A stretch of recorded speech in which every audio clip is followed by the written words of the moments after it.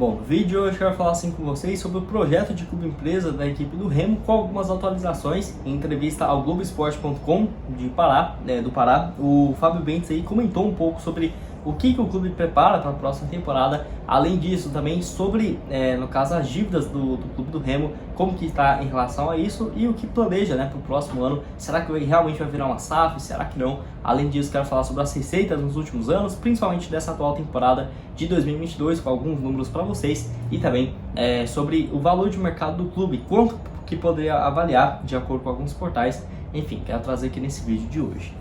Mas só antes de começarmos o vídeo aqui, para deixar seu like, também se inscrever no nosso canal. Eu me chamo Gustavo, esse aqui é o canal Black Cartel.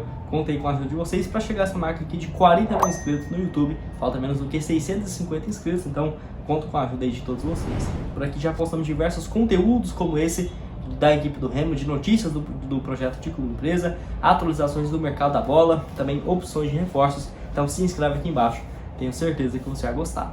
Só antes de darmos sequência aqui no nosso conteúdo, tem um recado da UP Sportsbet, casa de apostas esportivas patrocinadora do canal, com algumas boas cotações para os jogos dessa rodada do Campeonato Brasileiro, tá? Especificamente aí na terça e na quarta. Na quarta com algumas boas partidas, como por exemplo aí no caso o jogo entre Ceará e Goiás, no caso o jogo aí no Castelão, vitória do Ceará em casa pagando 1,70, empate 3,95, uma vitória do Goiás fora 5,40. Tem também no caso na quarta-feira jogos aí como por exemplo Atlético Goiano e Fluminense, Corinthians Internacional, Red Bull Bragantino e Cuiabá. Na terça também jogo aí entre Juventude e Corinthians, a vitória do Corinthians fora pagando 2,29 lá na UP Sportsbet. Então eu vou deixar o link aqui embaixo na descrição para você pegar e começar a fazer suas apostas. Bom, quero começar então aí o vídeo sobre essa entrevista que o Fábio Bentes deu aí ao Globo Esporte, no caso falando para o GE Pará, sobre essa possibilidade de se transformar em um clube empresa no Brasil. Essa história aí que não é de hoje, né? Até porque depois dessa lei ter sido aprovada no país,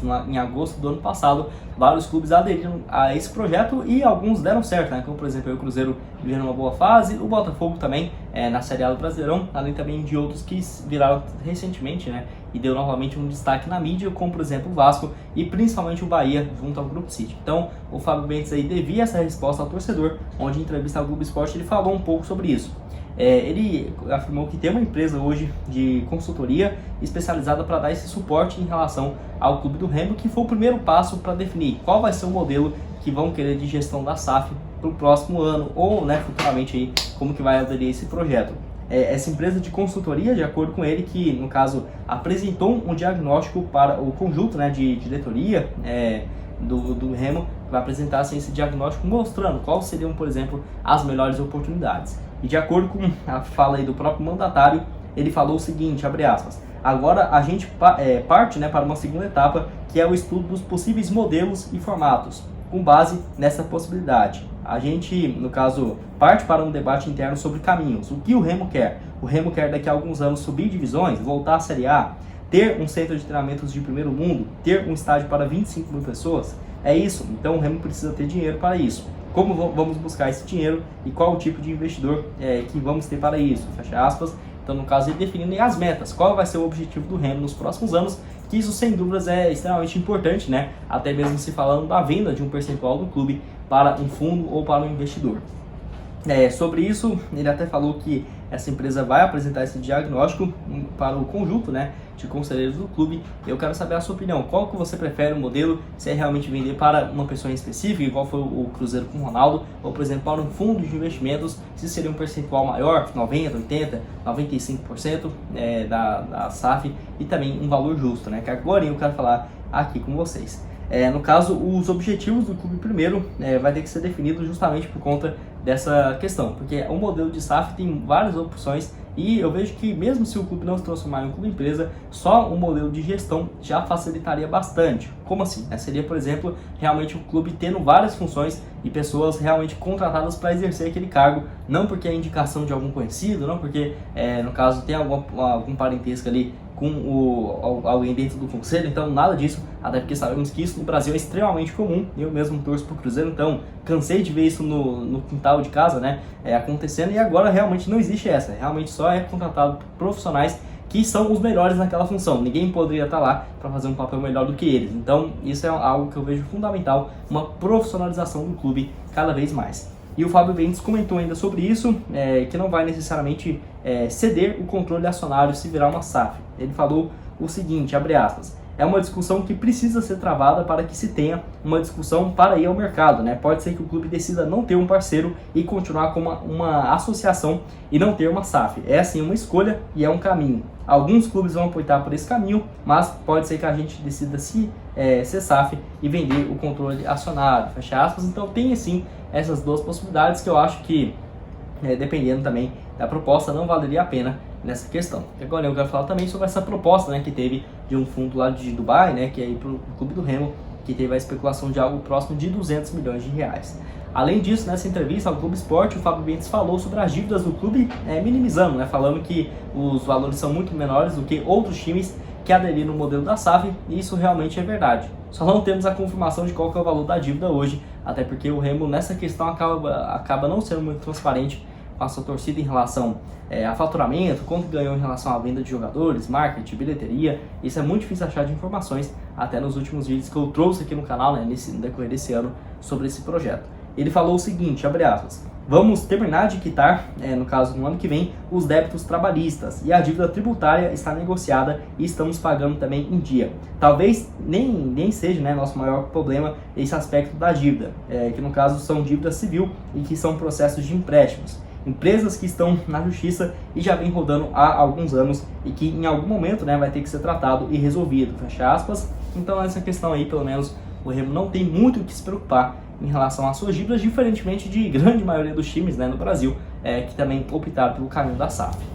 Bom, quero falar aqui também sobre essa proposta, né, que teve no mês, né, no caso de junho, que seria ali de um fundo de Dubai, a VL Gold, algo nesse sentido, que seria uma proposta próxima dos 200 milhões de reais, que vocês vão lembrar na época, o presidente Fábio Bentes tinha desmentido essa história, depois realmente teve confirmação de que teria uma proposta, mas nunca teve a confirmação de valores, tá? Porém, sempre deixou claro que nunca teve, por exemplo, podemos dizer, uma certa confiança, credibilidade de que esse dinheiro realmente chegaria. E isso é algo que foi muito cobrado pela torcida, não só do Remo, mas de todos os times do país, né, que pensaram ou aderiram a esse modelo da SAF. De onde está vindo esse dinheiro, né, que é algo realmente que tem que se preocupar, porque não adianta só vir com promessas e na hora, né, precisar do dinheiro e realmente esse dinheiro talvez nem existir. Então isso é uma das preocupações, não teve garantias bancárias de acordo com as reportagens da época. Além disso, eu quero falar sobre as arrecadações do clube, que em outros anos não conseguimos achar, porém em relação a essa temporada, mesmo com o ano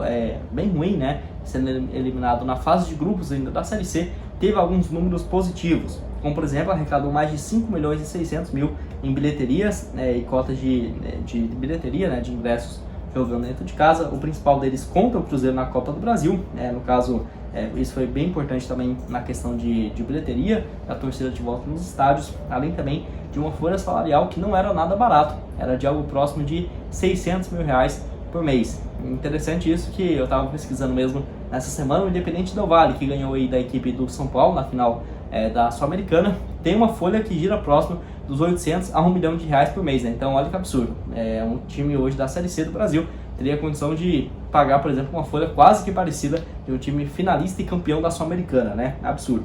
Além disso, nessa temporada, o Leão recebeu 212 mil reais pelo título do Campeonato Estadual do Paraense, 1 milhão e 900 pela classificação até a terceira fase da Copa do Brasil, sendo eliminado pelo Cruzeiro, um valor bem interessante, além também de 650 mil da CBF como aporte financeiro para a disputa da Série C, e também 1,5 milhão de reais na venda de ingressos para os jogos, né, principalmente nesse jogo aí contra o Cruzeiro.